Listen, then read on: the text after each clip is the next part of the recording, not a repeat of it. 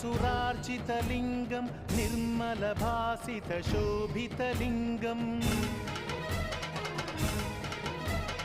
जन्मज दुःखविनाशकलिङ्गं तत्प्रणमामि सदा शिवलिङ्गम्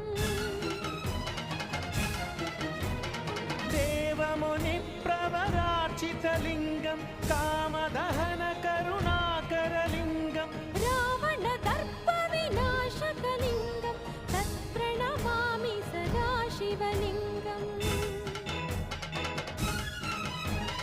सर्वसुगन्धसुलेपितलिङ्गं बुद्धिविवर्धनकारणलिङ्गम्